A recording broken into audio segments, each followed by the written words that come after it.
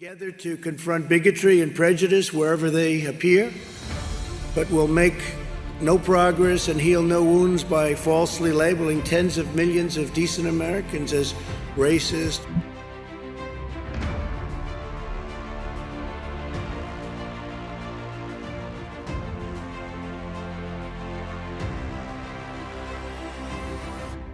The election that no one thought we would win. The inside story of how he got there.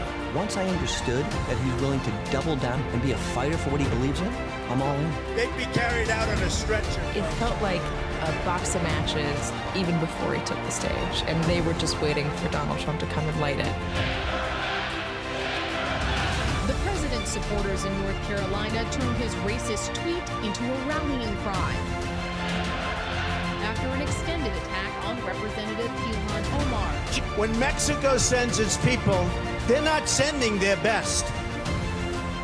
They're bringing drugs, they're bringing crime, they're rapists, and some, I assume, are good people. This is the Chinese virus. There are reports of dozens of incidents of bias against Chinese Americans in this country. Your own aide, Secretary Azar, says he does not use this term. He says ethnicity does not cause the virus. Why do you keep using this? Because it comes from China. Racist. It's not racist. It comes from China. That's why. Shall I read you the statement? Donald J. Trump is calling for a total and complete shutdown of Muslims entering the United States until our country's representatives can figure out what the hell is going on. How do you survive this? How do you survive this? As a Republican, how do you survive advocating or saying you're allowed to grab women in their private parts because you're a star? That is just not something that anybody can survive. We survived walls and Mexicans and everything. That which doesn't kill us makes us stronger. If you ever needed any evidence, just look at Donald Trump. The biggest event. You've called women you don't like fat pigs, dogs, slobs, and disgusting animals. My people are destroyed for lack of knowledge. Because you have forgotten the law of your God, I also will forget your children.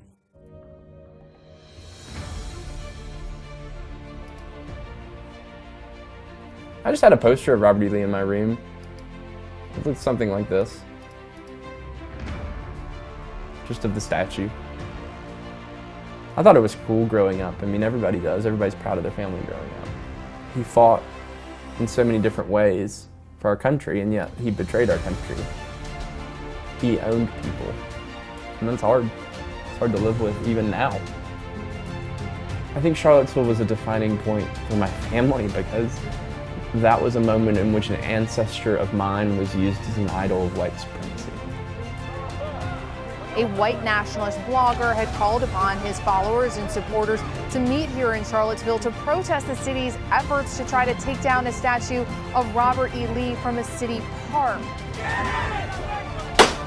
They converged on the park today, waving Confederate flags and chanting Nazi-era slogans. Like, I had to respond and say, I'm going to engage this racism in our country. Not only because I'm a pastor, not only because of my lineage, but because I'm a human being who loves other people.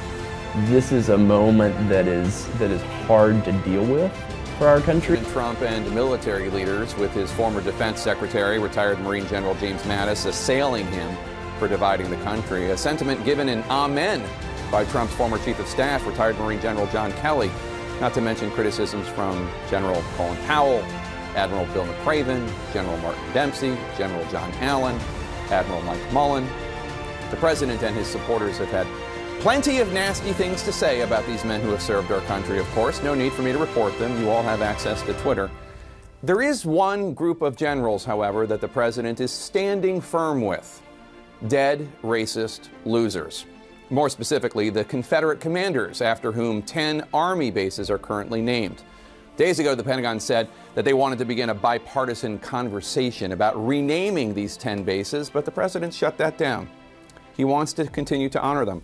He wants to continue to honor, for example, John Brown Gordon, the namesake of Fort Gordon in Georgia. Major General Gordon is believed to have headed the Georgia Ku Klux Klan. essentially in that era, a terrorist organization.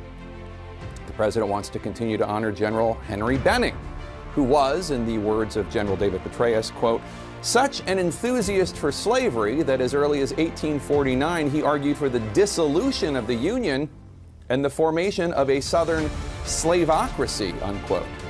He wants to continue to honor Braxton Bragg, a slave owner who resigned ignominiously after losing the Battle of Chattanooga. And on, you get the point. Men who declared war upon the United States to fight for their right to own and rape and kill black Americans. Now, the White House cannot defend the fact that a U.S. military base is named after someone believed to have headed the Georgia Klan. So instead, they talk about how we won 2 world wars with soldiers trained on those 10 bases. 4 of these forts were named in the 19-teens. 6 of them were named in the 1940s. These bases were not named after the Civil War as an attempt at national reconciliation. They were named in the 20th century as a way of honoring the racist lost cause that the generals fought. The key word in that phrase, lost. They lost, and rightfully so. Their cause was immoral. White House Press Secretary Kayleigh McEnany, arguing that the bases should not be renamed, asked hypothetically this week, where does it end?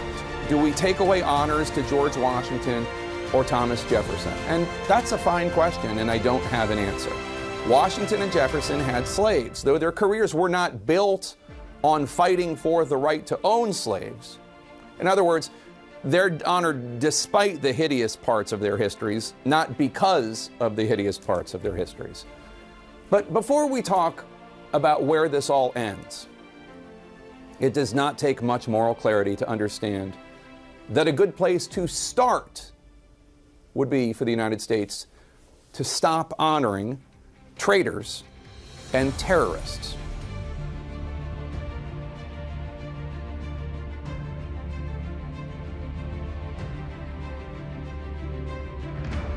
A lot of them came up in the 20s, 30s, and 40s during the Jim Crow era as an act of white suppressionism against black people. So when it's put in context like that, it's obvious to me what needs to be done. They need to come down. I mean, I'm just tired of the fact that people think this is controversial. It's not controversial, it's simple. There's a right and there's a wrong side. And we have a choice of where we're going to sit. It's not just about monuments, it's never just been about monuments. It's all about statutes, it's about laws that are in place, it's about how we treat people on the street, it's about the jokes that are made at the workplace. Part of changing is a willingness to engage in your own privilege and your own racism and say that, yeah, it's me too. The chart shown on your screen outlines the family of Abraham. Notice that Isaac was the son of Abraham, and his son was Jacob. Jacob's name, as noted earlier, was changed to Israel, and Israel had 12 sons. One of those sons was Judah, the father of the Jews. Another son was Joseph, and as we just read in 1 Chronicles 5 and verse 2, the birthright was given to Joseph.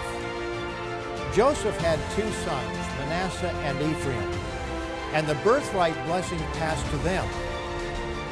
Manasseh was destined to become a single great nation at the time of the end, and Ephraim would be a company or commonwealth of nations. Genesis 49 gives a prophecy for each of the 12 sons, but note the time of their fulfillment in verse 1. And Jacob called his sons and said, "Gather together that I may tell you what shall befall you in the last days." And of Joseph he said, "Blessed of the Lord is his land, with the precious things of heaven, with the dew and the deep lying beneath, with the precious fruits of the sun, with the precious produce of the months, with the best things of the ancient mountains, with the precious things of the everlasting hills, with the precious things of the earth and its fullness, and the favor of him who dwelt in the bush. Let the blessing come on the head of Joseph and on the crown of the head of him who is separate from his brothers. His glory is like a firstborn bull, and his horns like the horns of the wild ox. Together with them he shall push the peoples to the ends of the earth. But if you do not obey me and do not observe all these commandments, and if you despise my statutes, or if your soul abhors my judgments so that you do not perform all my commandments, but break my covenant, I also will do this to you. I will even appoint terror over you, wasting disease and fever which shall consume the eyes and cause sorrow of heart. And you shall sow your seed in vain, for your enemies shall eat it. I will set my face against you, and you shall be defeated by your enemies. Those who hate you shall reign over you, and you shall flee when no one pursues you. I will break the pride of your power.